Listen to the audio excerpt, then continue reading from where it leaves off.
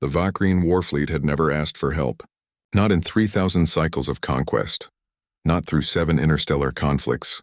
And certainly not from humans, those strange, soft-skinned creatures who'd only joined the Galactic Coalition a mere 2 decades ago. But today, aboard the dreadnought Crimson Fang, pack leader Thrax stood in the medical bay watching his daughter die. And pride meant nothing. The toxin has spread to her tertiary heart. The ship's physician, a spindly Avreen named Kess, clicked through his translator. His 6 manipulator limbs hovered uselessly over the diagnostic display. I've tried every antidote in our database. The Saltharian venom is... I'm sorry, pack leader. She has perhaps 2 of your hours. Little Vera lay on the medical slab, her silver fur matted with sweat, her breathing shallow. She was only 8 cycles old, barely past her first molt. The hunting accident on the frontier world of Keswick IV had been precisely that. An accident. A Saltharian serpent disturbed during what should have been a routine training exercise. 1 bite. That's all it took. Thrax's claws scraped against the metal floor.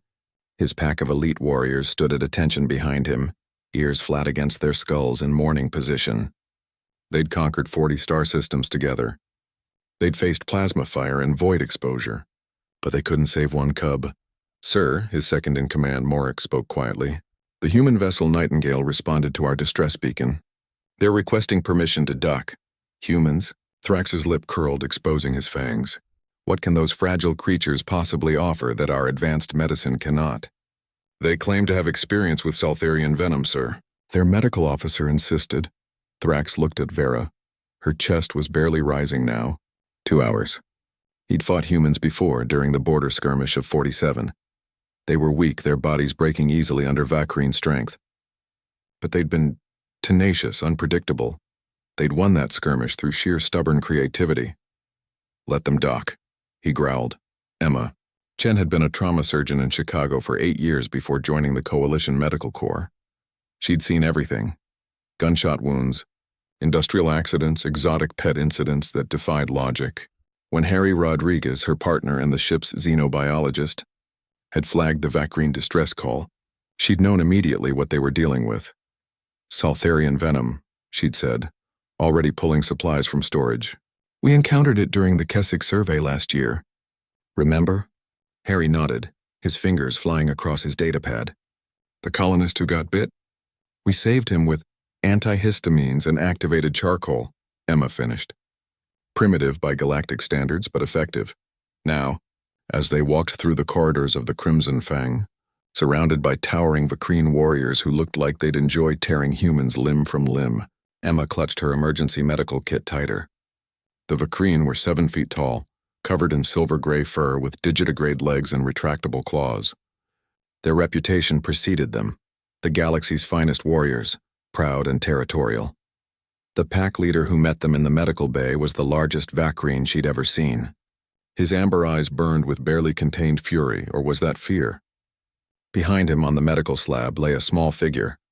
Emma's doctor instincts kicked in immediately. She moved past Thrax without hesitation, her scanner already out. How long since envenomation? She asked, not looking up. 7 of your hours, the alien physician Kess replied stiffly. I've administered every... Her secondary and tertiary hearts are failing, Emma interrupted, reading her scanner. Cytotoxic venom causing cascading organ failure. Hemolysis, neural disruption, vascular collapse. She looked at Harry. It's worse than the colonist. Can you help her? Thrax's voice was barely a whisper. Emma met his eyes. In that moment, she didn't see a fierce warrior or a different species. She saw a father watching his daughter die. She'd seen that look 1,000 times in Chicago ERs. I can try, she said, but you need to trust me. My methods are going to seem primitive. I don't care if you dance naked under twin moons, Thrax snarled. Save her. Emma allowed herself a brief smile. Harry, prep the collation cocktail. I need activated charcoal, diphenhydramine, epinephrine, and the synthesized antivenom from the Keswick sample. The Vakrine physician's translator squawked. Charcoal? That's a filtration medium. And diphenhydramine. That's an ancient human allergen suppressant. These cannot possibly... The venom works by triggering a hypersensitive immune cascade, Emma explained, already drawing up doses. Your advanced antivenoms are too specific, targeting venom proteins that have already done their damage. We need to slow down her entire immune response while we filter out the toxins. She looked at Vera's diagnostic display. Her biology is similar enough to mammalian. The principles should hold. She didn't mention that she was partially guessing. That human medicine was built on trial and error across millennia, not elegant alien biological algorithms. That sometimes the old ways worked precisely because they were blunt instruments. Emma administered the activated charcoal through a gastric tube, a procedure that made Kes recoil in horror. Then came the antihistamine cocktail, adjusted for vaccine metabolism based on Harry's rapid calculations. Finally, the synthesized antivenom carefully titrated. Now we wait, Emma said. Wait? Thrax looked like he might snap her spine.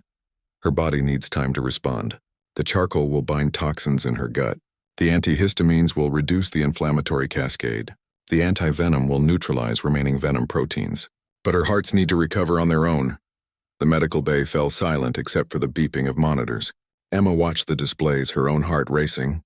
20 minutes, 30.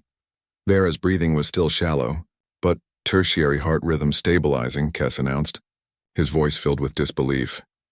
Secondary heart responding, Harry added, watching his scanner. 40 minutes. Vera's eyes fluttered open. Papa, she whispered in Vacrine, her translator rendering it in soft standard. Thrax's legs nearly buckled. He moved to his daughter's side, his massive paw dwarfing her small one. I'm here, little Fang. I'm here. Emma stepped back, letting the family moment happen. She felt Harry's hand squeeze her shoulder. Kes approached her. His manipulator limbs folded in what she'd learned was a gesture of respect. How did you know?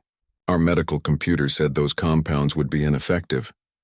Because your computers are smarter than ours, Emma said with a tired smile. They look for elegant solutions. Sometimes the best medicine isn't elegant. It's just persistent, like humans. Thrax turned to her, his amber eyes now blazing with something different. You saved my daughter with charcoal and allergy medicine. Substances we would have dismissed as primitive. Old doesn't mean useless, Emma replied. We humans learned that the hard way over thousands of years.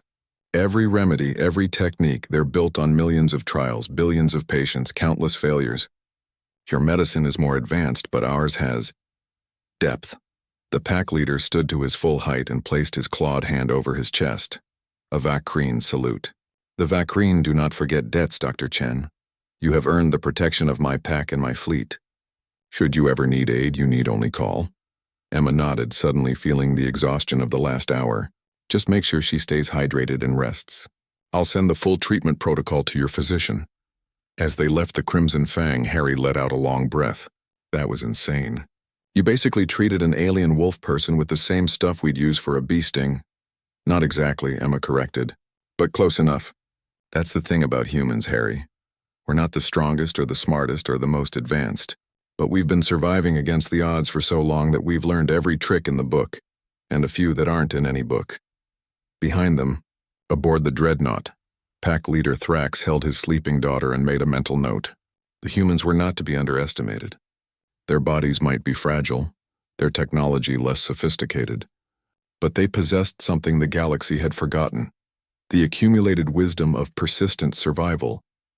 In the medical database of the Crimson Fang, Kes began downloading every human medical text he could access.